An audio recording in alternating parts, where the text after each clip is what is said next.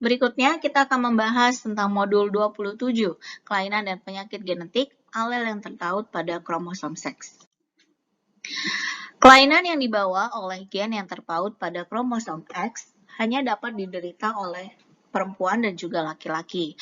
Namun, kelainan yang dibawa oleh gen yang terpaut pada kromosom Y hanya dapat diderita oleh keturunan laki-laki. Berikut ini adalah beberapa contoh kelainan yang terpaut pada kromosom X, antara lain seperti buta warna, hemofilia, distrofi otot, anodontia, dan juga sindrom Lesch-Nyhan. Sedangkan berikut adalah kelainan yang tertaut pada kromosom Y, yaitu hypertrichosis. Jadi, untuk materi kali ini kita hanya akan membahas beberapa contoh terkait kelainan yang menurun oleh alel yang tertaut kromosom kelamin, antara lain buta warna, hemofilia, dan juga hypertrichosis. Yang pertama adalah buta warna. Buta warna disebabkan oleh kelainan pada sel-sel kerucut mata, sehingga tidak dapat mengenali warna tertentu. Buta warna dibedakan menjadi buta warna total dan juga buta warna parsial. Buta warna total artinya seseorang tidak bisa mengenali warna, jadi yang terbentuk hanyalah warna hitam dan putih. Sedangkan untuk buta warna parsial, dia mampu mengenali warna tertentu.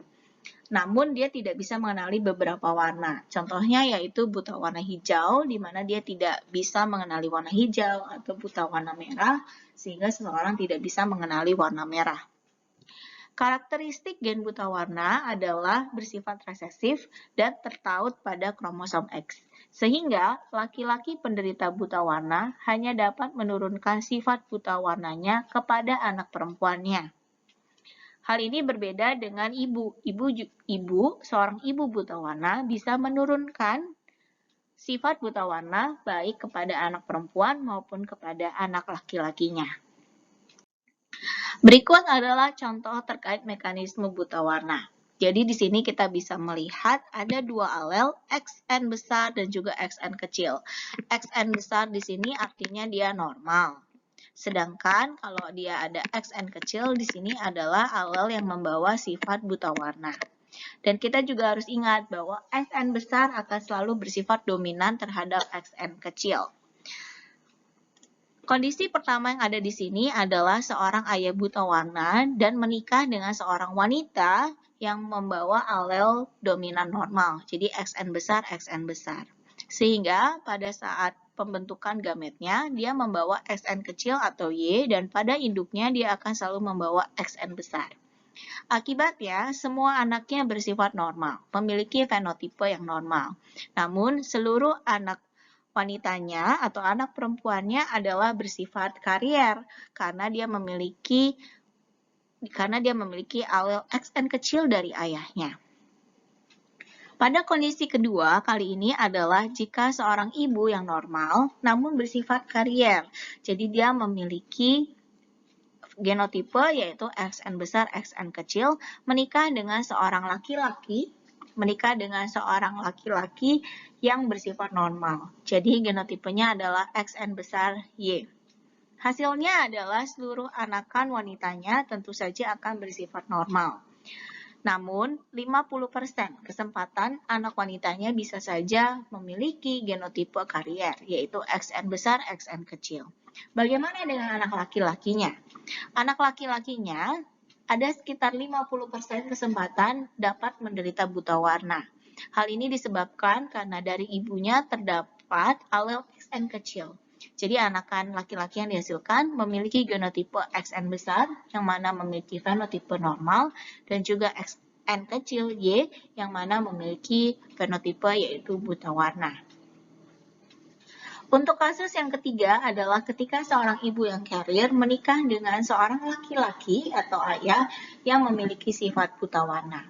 Hal ini akan menyebabkan bahwa 50% dari anakannya, baik laki-laki maupun perempuan, bisa bersifat buta warna. Untuk anak perempuannya sendiri, kesempatannya adalah anak perempuan carrier ataupun anak perempuan yang menderita buta warna. Dan untuk anak laki-lakinya adalah yang memiliki fenotipe normal atau bersifat buta warna. Selanjutnya kita akan membahas tentang hemofilia. Hemofilia merupakan kelainan berupa darah suka membeku jika terjadi luka. Darah penderita tidak memiliki zat anti-hemofilia globulin, sehingga tidak mampu membentuk tromboplasmin. Tromboplasmin inilah yang merupakan salah satu komponen atau struktur yang penting dalam pembekuan darah.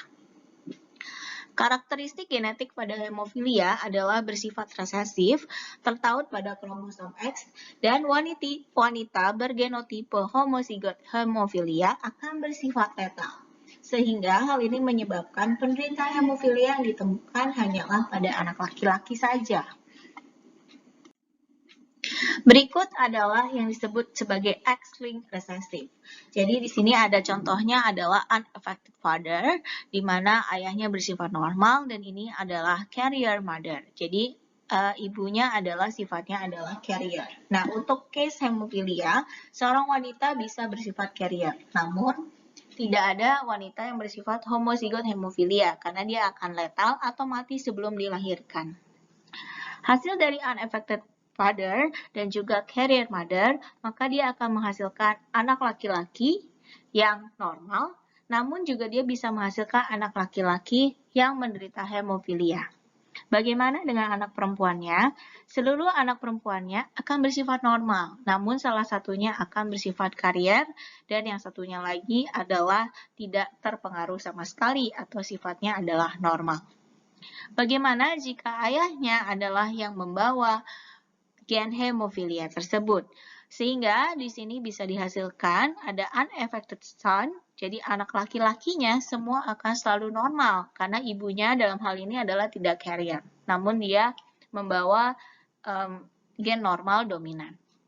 Dan seluruh anak wanitanya akan bersifat carrier. Yang terakhir, kita akan membahas tentang hypertrichosis, yaitu kelainan berupa tumbuhnya rambut di bagian tertentu dari area daun telinga, wajah, maupun anggota tubuh lainnya. Laki-laki hypertrichosis pasti akan menurunkan kelainan yang sama kepada anak laki-lakinya, namun anak perempuannya akan memiliki fenotip yang normal. Hal ini disebabkan karena gen yang menyebabkan hypertrichosis ini bersifat Y-link atau dia terpautnya pada kromosom Y.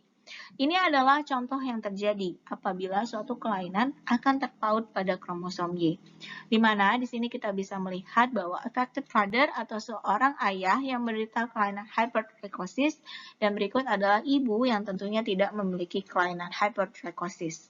Hasilnya adalah semua anak laki-lakinya akan memiliki hypertrichosis karena gen Y yang diturunkan pastinya akan menurun dan juga akan membawa kelainan hypertrichosis. Namun, untuk semua anak perempuannya tidak akan menderita hypertrichosis. Inilah yang kita sebut sebagai Y-link atau terpaut gen Y. Ini adalah salah satu contoh penderita hypertrichosis di mana dia mengalami pertumbuhan rambut di area sekitar wajahnya. Terima kasih teman-teman sudah mendengarkan topik kali ini. Sebagai referensi kami menggunakan buku Biology A Global Approach edisi ke-11 karangan Campbell dan kawan-kawan yang diterbitkan di tahun 2018 oleh penerbit Pearson.